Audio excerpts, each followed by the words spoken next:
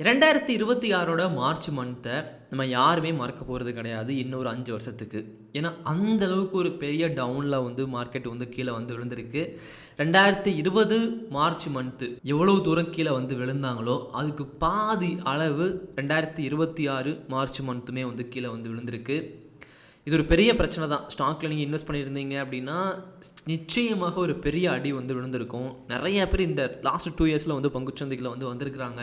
அந்த லாஸ்ட் 2 இயர்ஸாக வந்து பார்க்குறீங்க அப்படின்னா மார்க்கெட் வந்து ஃபுல்லாக சைட்வேஸில் வந்து இருக்கிறாங்க. ஃபுல்லாக ஒரு 5 மாதம் கீழே வருது, 5 மாதம் மேலே போகிறது, திரும்ப 5 மாதம் பயங்கரமாக கீழே வந்து விழுறது, இப்படி தான் வந்து போயிருக்கு. இப்போது இந்த 2026 ஸ்டார்ட் ஆனதுமே பங்குச்சந்தை கீழே வந்து விழுந்ததுக்கு முக்கியமான காரணம் ஈரான், இஸ்ரேல், அமெரிக்கா போர் தான். ஒரு பெரிய தாக்குதல் வந்து நடந்துக்கிட்டு இருக்குது. அதனால் பங்குச்சந்தை வந்து கீழே வந்து விழுறாங்க. இப்போது இன்றைக்கி என்ன பிரச்சனை அப்படின்னா, அமெரிக்கா வந்து ஈரான்குள்ளே போயிட்டு தரைவழி தாக்குதல் வந்து நடத்த போகிறோம் இந்த மாதிரி சொல்கிறாங்க.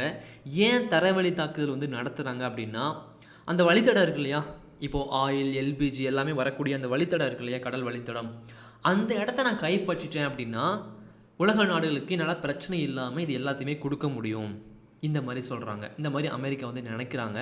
ஆனால் ஈரான் வந்து தரைவழி தாக்குதலில் ரொம்ப ரொம்ப பலமான ஒரு நாடு. அந்த நாடே வந்து பார்க்குறீங்க அப்படின்னா அந்த சுற்றி இருக்கக்கூடிய பகுதி எல்லாமே மலைகளாலும் காடுகளாலும் அமைஞ்ச ஒரு பகுதி. அவ்வளோ சீக்கிரம்லாம் அது உள்ளே போயிட்டுலாம் ஈரானை வந்து அடிக்க முடியாது எந்த கண்ட்ரியாலையும். ஆனால் அமெரிக்கா தான் நான் பண்ண போகிறேன் அப்படிங்கிறாங்க.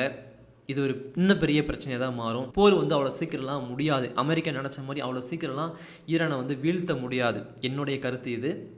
ஸோ பார்க்கலாம். இப்போ அதனால தான் பங்குச்சந்தை வந்து கீழே வந்து திரும்ப வந்து விழுந்துக்கிட்டே இருக்கிறாங்க. ஓகே, இப்போ நம்ம டெக்னிக்கலாக வந்து பேசணும் அப்படின்னா 1990 இப்போ வரைக்கும் ஏப்ரல் மந்த் அப்படின்னாலே பங்குச்சந்தை புல்லிஸாக தான் மேலே வந்து போயிருக்கு. டவுன் அந்த அளவுக்கு போனது கிடையாது. ஸோ ஒரு பெரிய டவுன் ட்ரெண்டுக்கு அப்புறமும் இன்னொன்று டெக்னிக்கலாக சொல்லணும் அப்படின்னா, இந்த மாதிரி பெரிய கேண்டில் வந்து ஃபார்ம் ஆகுது, அது மேலேயும் சரி கீழேயும் சரி ஃபார்ம் ஆகுதுன்னா அதுக்கு அடுத்து ஃபார்ம் ஆகக்கூடிய சில கேண்டில் எல்லாமே மேலே வர்றதுக்கான வாய்ப்பு தான் இருக்குது, ரெக்கவரி பண்ணுறதுக்கான வாய்ப்பு தான் இருக்குது. இது டெக்னிக்கலாக. இல்லை போர் வந்து இன்னும் கொஞ்சம் பெருசாகிடுச்சு அப்படின்னா இந்த டெக்னிக்கலை மார்க்கெட் வந்து ஃபாலோ பண்ணாமையும் போயிடலாம். இல்லை இதே மாதிரி போய்கிட்டு இருக்குன்னா ஏப்ரல் மந்தில் ஒரு சின்ன ரெக்கவரியை நம்ம எதிர்பார்க்கலாம். பெருசாக எடுத்த உடனே இவ்வளோ தூரம் மேலே வந்து வருமானு தெரியலை. ஆனால் ஒரு சின்ன ஒரு ரெக்கவரியை இன்னும் ஒரு கொஞ்சம் டவுன் போனதுக்கப்புறம் இன்னொரு 300 பாயிண்ட் வந்து கீழே வந்து விழுந்ததுக்கப்புறம் மேலே வர்றதுக்கான வாய்ப்பு இருக்குதுங்க. அதே நேரத்தில் டெக்னிக்கலாக பார்க்கும்போது இது ஒரு முக்கியமான 22,040 ஒரு முக்கியமான ப்ரீவியஸ் லோ. அதே மாதிரி அதையும் தாண்டி கீழே வந்து போகுது அப்படின்னா 21,355 ஒரு முக்கியமான ப்ரீவியஸ் லோ. அமெரிக்காவில் ஈரானில் பிரச்சனை வந்து நடந்தாலும் இதுதான் சாக்குன்னு சொல்லிட்டு எஃப்ஐஐ, டிஏஐ வந்து அவங்க வாங்கி வச்சது எல்லாத்தையுமே விற்க ஆரம்பிக்கிறாங்க.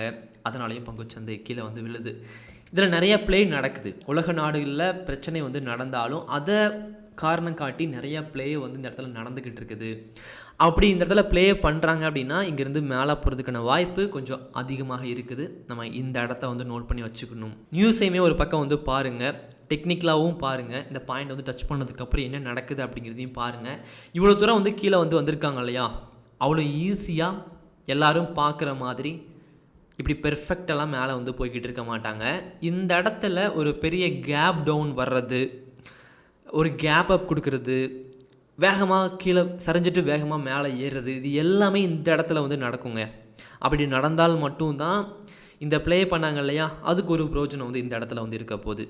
ஓகே, அதே மாதிரி ஒரு வேளை இந்த போர் வந்து நிற்கவே இல்லை, பங்குச்சந்தை என்ன ஆகும் ப்ரோ அப்படின்னு கேட்டிங்க அப்படின்னா இப்படியே ஃபுல்லாக வந்து கீழே வந்து இறங்கிக்கிட்டே இருக்காது. இன்னும் ஏதாச்சும் புதுசாக வந்து கண்டுபிடிப்பாங்க. இங்கே எல்லாத்துக்குமே ஒரு தீர்வு வந்து கண்டுபிடிக்கப்படும். இவ்வளோ நாள் வந்து எல்பிஜி நம்ம யூஸ் பண்ணி தான் சமைச்சிட்டு இருந்தோம் இல்லையா, புதுசாக நம்ம நினச்சி பார்க்க முடியாத அளவுக்கு ஒரு கண்டுபிடிப்பு வரலாம். இன்னும் 1 or 2 இயர்ஸில் வந்து வரலாம். இது எல்லாமே வந்து மாறலாம். ஏன்னா எல்லாமே மாறிக்கிட்டு இருக்கீங்க. ஃப்யூச்சரில் நம்ம ஆயிலை வச்சு மட்டுமே சமைக்க போகிறது கிடையாது. இப்போ சமைச்சாலும் இன்னும் 10 வருஷத்துக்கு யூஸ் பண்ணாலும் ஃப்யூச்சரில் அது இருக்க போகிறது கிடையாது. ஏன்னா இந்த உலகத்தில் வந்து நம்ம உடம்புல வந்து எவ்வளோ பிளட் இருக்குமோ அதே மாதிரி இந்த பூமியில் வந்து அந்த க்ரூட் ஆயில் வந்து இருக்குது, பூமிக்குள்ளே வந்து இருக்குது. அதை நம்ம உறிஞ்சி எடுத்துக்கிட்டு இருக்கோம். எவ்வளோ தான் எடுக்க முடியும், அது தீர்ந்து போகும் இல்லையா, அது தீர்ற வரைக்கும் மட்டும்தான் அதை நம்ம எடுக்க முடியும். க்ரூட் ஆயிலை எடுக்கிறனால பூமிக்கு வந்து ஒரு பெரிய ஆபத்து இருக்கான்னு கேட்டிங்க அப்படின்னா நிச்சயமாக மிகப்பெரிய ஆபத்து இருக்குது. ஓகே, நம்ம அதை பற்றி தனியாக வந்து பேசலாம்.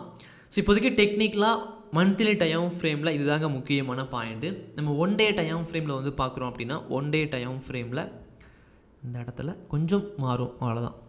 ப்ரீவியஸ் லோ வந்து பார்க்குறீங்க அப்படின்னா 21,992. ஓகே, இந்த பாயிண்ட்டை வந்து பிரேக் அவுட் பண்ணுறாங்களா அப்படிங்கிறதையும் பாருங்கள். அதே மாதிரி இந்த இடத்துல பேட்டர்ன் எதுவுமே மார்க்கெட் பெருசாக வந்து ஃபாலோ பண்ணல. மேலே இந்த இடத்துல பெருசாக வந்து எனக்கு பேட்டர்ன் கண்ணுக்கு தெரியலை, ஆனால் கீழே வந்து தெரியுது. இந்த மாதிரி ஒரு பேட்டர்ன் வந்து என்னோடய கண்ணுக்கு வந்து தெரியுது. அதை டச் பண்ணும்போதெல்லாம் மேலே மேலே வந்து வர பார்க்குறாங்க. இங்கேயும் டச் பண்ணியிருக்கிறாங்க. இப்போது ஏப்ரல் மந்த்து ஸ்டார்ட் ஆகும்போது ஒரு கேப் டவுன் கொடுத்துட்டு கூட மேலே வந்தால் கூட ஆச்சரியப்படுறதுக்கு இல்லை. ஓகே, இது வந்து ஒன் டேயில். நம்ம 1 ஹவரில் வந்து பார்க்குறோம் அப்படின்னா 1 ஹவரில் பேட்டர்ன் வந்து கண்ணுக்கு தெரியுதுங்க. இந்த இடத்துல நம்ம இங்கேருந்து வரைய பார்க்குறோம் அப்படின்னா இந்த மாதிரி பேட்டர்ன் வந்து கண்ணுக்கு வந்து தெரியுது. எஸ், பெர்ஃபெக்டாக வந்து 1 ஹவரில் ஒரு 4 டச் வந்து எடுத்திருக்காங்க இல்லையா?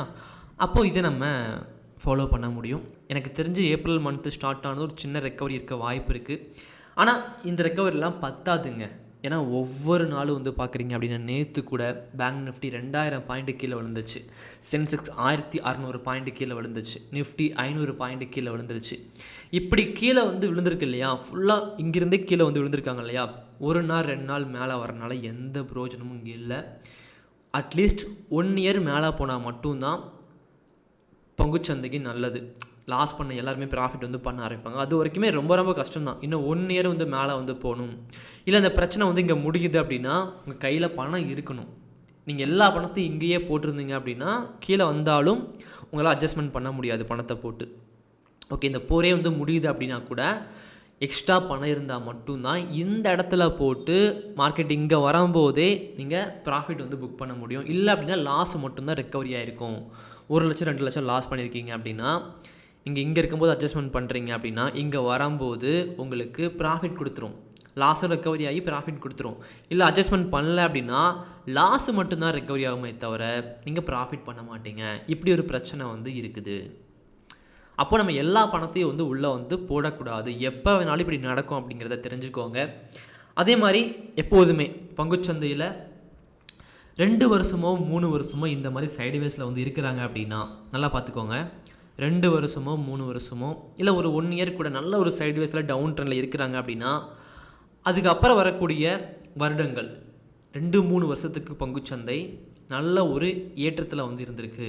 பெரிய ஏற்றம், கொஞ்சம் நஞ்சம் கிடையாது, ஒரு பெரிய அப்பில் வந்து இருந்திருக்கு. ஏன்னா இந்த இடத்துலையே மார்க்கெட்டு வந்து நிறையா பேரை வெளியே வந்து அனுப்பியிருக்கும் நல்லா ப்ராஃபிட் பண்ணிவிட்டு.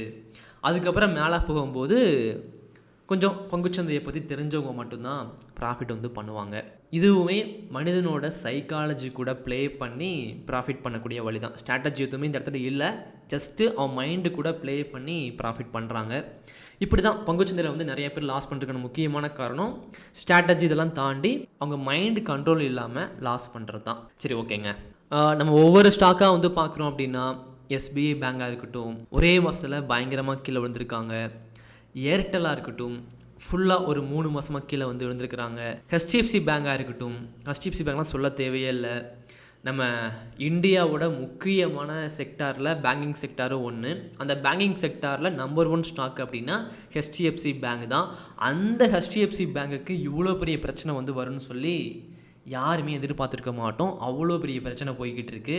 இப்போது எப்படி நிஃப்டி பேங்க் நிஃப்டிலாம் கீழே வந்து விழுதோ அதே மாதிரி அதே அளவு ஹெச்டிஎஃப்சி பேங்குமே கீழே வந்து விழுறாங்க.